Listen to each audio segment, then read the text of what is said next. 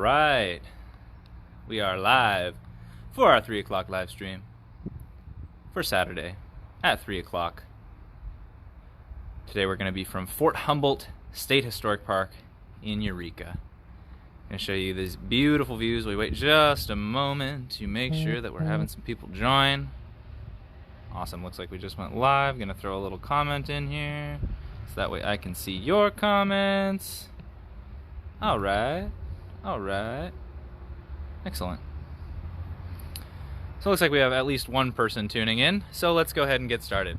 My name is Kyle. I'm a park interpretive specialist with California State Parks, and as I have just mentioned, I am at Fort Humboldt State Historic Park today. This is in Eureka, California. If you're familiar with Eureka or this North Coast area, we're right across from the Bayshore Mall on this little bluff. So this is a historic military fort that I'm standing at today, but this was not involved in any major or formalized war. This fort was founded in 1853 as a means to mitigate conflict between the colonizers who were arriving up here due to the gold rush and the indigenous communities that already lived here up on the north coast. I am on ancestral Wiyot land today, right near Humboldt Bay, and what we're going to do today is explore the surgeon's quarters. This is one of the replicated buildings here on the site, and turn this around so you can see the surgeon's quarters here. This is an exploration I've tried to do before, but it's kind of on the far side of the bluff here, and to varying success. We have completely disconnected about halfway through looking around, so I've got an external signal that I've brought out here that hopefully will help us stay connected today while we do our exploration. So this building was very similar to one of the first buildings built here at the fort. The first buildings that were created when the soldiers first started coming up here were buildings created for kind of these higher ranking members of the military or of society. So surgeons were considered kind of high status, so were generals, and they were some of the first people to get houses. They came up here towards the end of January in 1853. This is the middle of winter. It's freezing cold, and many of the soldiers were sleeping right here out on the ground of the bluff. Meanwhile, you had these higher-ranking members of society getting access to beautiful houses, shelter, fireplaces, and all kinds of luxuries. So the two people that lived, there was a number of people that lived in this house. There was the surgeon, Josiah Simpson, his wife, Harriet Simpson. They lived with their children in this house. They also were, again, of this kind of high society. They brought along with them their maid from Ireland. Her name was Bridget, and she also came along with another child. Now, Bridget and her child existed nearly exclusively in the building that's attached onto the side of this here. This is the kitchen. You'll see a little bit more from the inside. So let's go ahead and head on inside and see what we can see here. We'll be going in the rooms and doing a little bit of exploration. So I see a lot of you guys tuning in. Goldie, hello. Mom, hello. Jordan, hello. Thanks so much for joining, you guys. Really appreciate you all being here. So as I said before, we've tried to do this exploration before, so some of you who are fairly familiar with this might recognize some of this, but hopefully it'll come in with a little bit better quality. So as I was saying, the conditions up here on the north coast were not extremely hospitable. So you were lucky if you were, these people who were getting these houses were kind of living a little bit more life of luxury than some of the other soldiers here. So Josiah Simpson was a surgeon. He had an office here, but also worked out of the hospital on site. And his wife, Harriet, kind of just lived up here. And she was used to kind of comforts of high society. They were from the east part of the United States. And so there was a lot of boredom early on in the time of Fort Humboldt. They were sent here to mitigate conflict between these two groups, but they found pretty quickly that this conflict was really complicated. And they ended up spending a lot of time building up these buildings. And for the people living here, they just went about trying to live the life that they could. One of the ways that Harriet Simpson kept herself entertained was by writing letters home pretty regularly. So I'm going to read each of the letters that correspond with these rooms, and then we'll go in and check them out and do a little bit more exploring. So here's our first letter. This is from Harriet to her dear Lizzie. This was written in 1854. It says, "Would you not look on my little domicile this morning? You would see me seated in my rocking chair with a portfolio on my lap, my feet on the rounds of one of the other chairs in the room, Johnny perched on it, writing a letter to Grandma about his new shoes and diverting my attention not a little. A round pine table is on my right hand, with my little maroon shawl covered for a trunk. A trunk containing papers covered with an oilcloth and a pile of books in the corner comprises all the furniture in the room. A pair of chintz curtains graces the 2 front windows. A little short gingham on one west window and the fire blazing on the hearth gives it an air of cheerfulness that it would otherwise want. The Melodion that Pa sent me is the first musical instrument on the bay and is a great curiosity. Awesome. So I'm seeing some more of you guys tuning in. Thanks so much for being here. Whoa! So let's go ahead and check out this room. Their little Melodion, the first musical instrument up here on the North Coast, and I'll clarify the first westernized musical instrument up here on the North Coast. There were other instruments used by the indigenous communities up here. Oh, it looks like they may have changed the locks on these. Oh, there we go. I was using the wrong key. All right. A little bit less echoey in here for you. So we've got the chair. You can see her little maroon shawl. Some letters she may have been writing with a quill. You know, no pen and ink during these times. Cute little chintz curtains. Hide chairs. If you look at the actual seating material, that's hide. That's not another piece of wood. And it is old hide. You can see it's even got some holes in it there. I'm not going to chance it to try and sit on that. We've got the hearth here. Nice and warm. And Harriet Simpson was really found this place fairly inhospitable.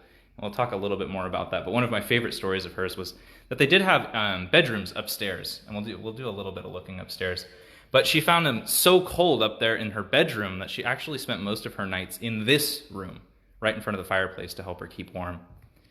Then over here we have the Melodion, again, the very first musical instrument up here on the North Coast for westernized people, or European Americans. Very similar to a piano. A number of trunks, other little decorative things. Let's head on into the next room.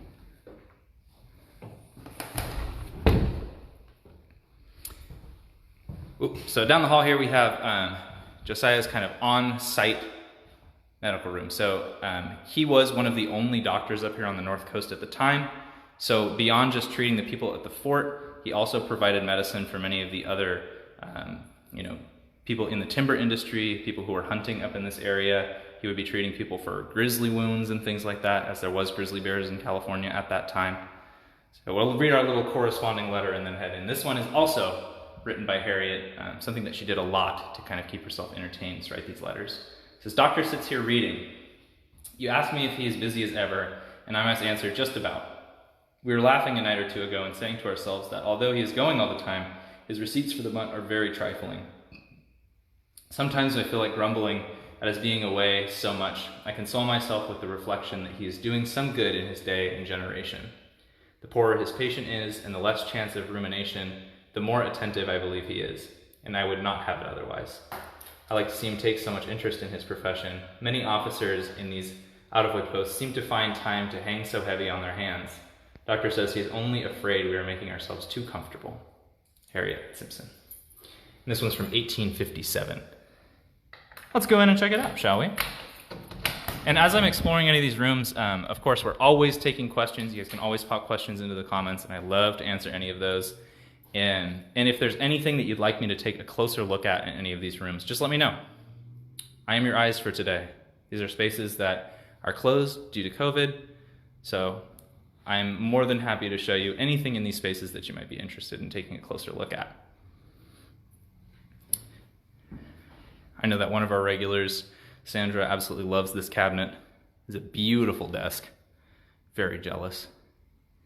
So this is where Josiah would take home calls. You know, we've got another hide chair over here. So while he worked out of the hospital, where he would make calls to other people's homes, if somebody was in serious enough condition, he may even keep them here to be able to keep an eye on them and treat them regularly. Had an interest in what was used to hold up the beds. This one's done with string, but it was common at those times that you wouldn't have a bed spring mattress. You would have instead just kind of a metal links underneath your blanket to try and keep you a little bit comfortable. So there's Josiah's surgeon's quarters, where he would work from home. We're going to head on back outside to check out the kitchen, but first we'll read the letter in here. So you might notice this is a little bit of a curious setup. It's got a small window.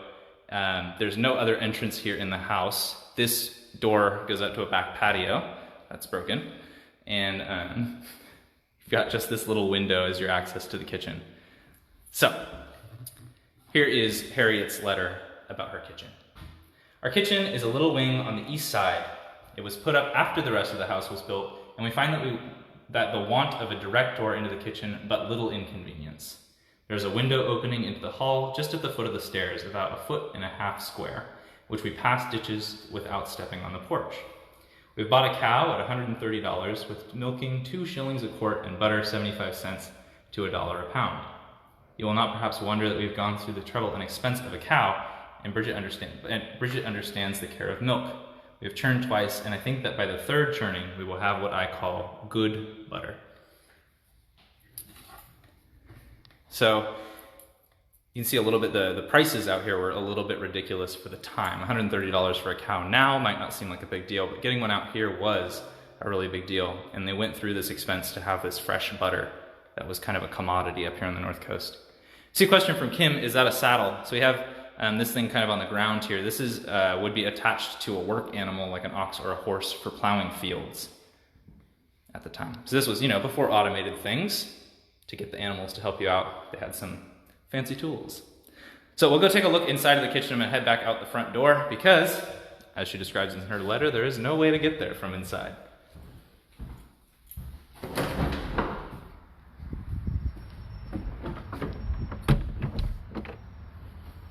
Beautiful day out here today. We got a little bit of rain this morning. It's absolutely loving it.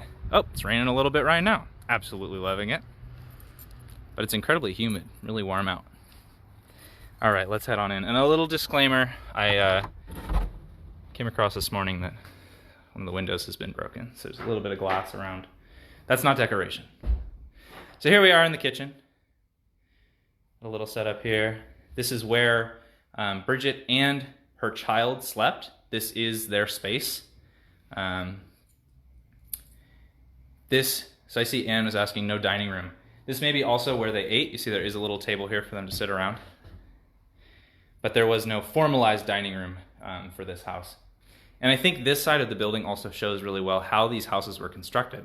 So Redwood, when it falls, it frequently shatters apart basically into these long boards and planks. And these are really easily shaped into regular boards that you'd use to build a house. And so the walls, they'd make kind of these prefabbed long boards and then just throw them together in a house. So these houses were not built to last initially. They were kind of thrown together out of convenience. Redwood was incredibly abundant in this area, so a lot of these buildings were originally built out of redwood, and old growth redwood at that. This was the space for Bridget and her child to live. This was where Bridget spent a lot of her time preparing the meals for the rest of the family. And while Harriet talks a little bit about the meal prep and stuff like that, it's likely that she did very little with that, and that this was primarily Bridget's duty, along with cooking, cleaning, laundry, all that kind of stuff. Excellent. I see my mom is saying it was a yoke by the door, saddle in the other room. Yes, I can go back over there and take another look. As I said earlier, let me know if there's anything you want me to take a closer look at, and I will do so. I'm going to head back up the stairs inside. I can't go in the rooms because we are currently using them for storage, but I'll just give you an idea of what the upstairs looked like a little bit. And then we'll wrap it up. All right, back in the main house now. Can you picture bustling with Josiah in his hallway down here, Harriet sitting next to the fire writing her letters, Bridget in the kitchen passing plates through the windows to the kids, maybe some playing outside. This area is normally closed off to the public, and there's not a whole lot to see here, but just wanted to give you guys an idea of what this kind of upper area looked like, and we'll take a peek out the window because it's pretty. So there's 2 different rooms up here. So it's likely a bedroom for the children and a bedroom for the adults.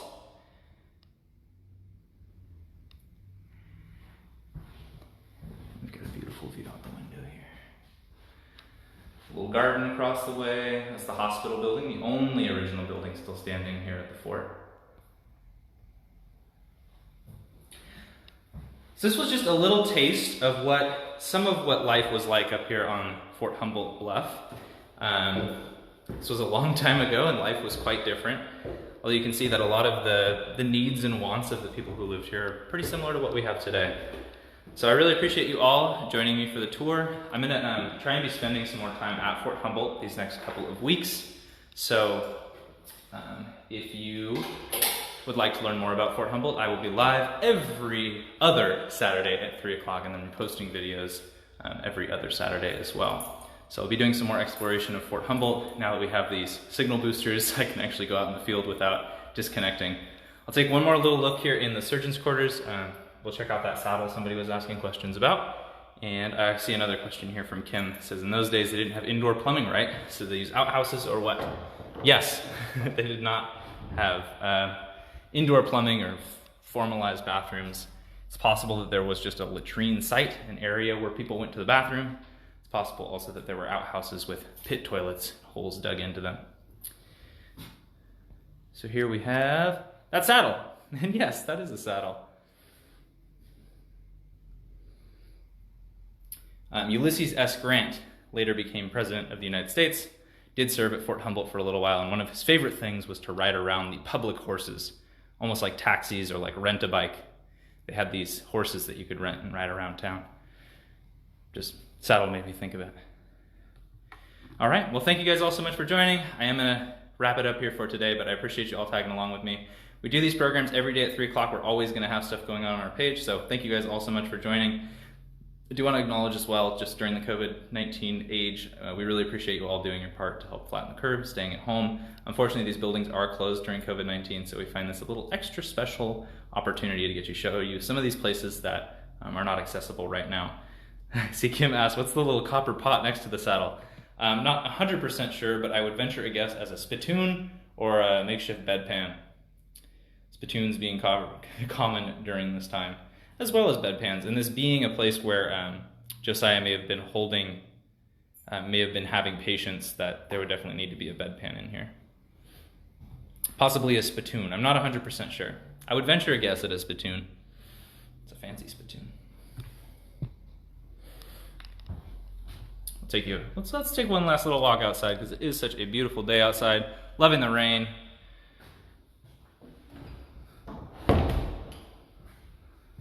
Just imagine this being your view in the morning, minus all of the stickers and modernized things. Come out, this beautiful bluff overlooking the ocean.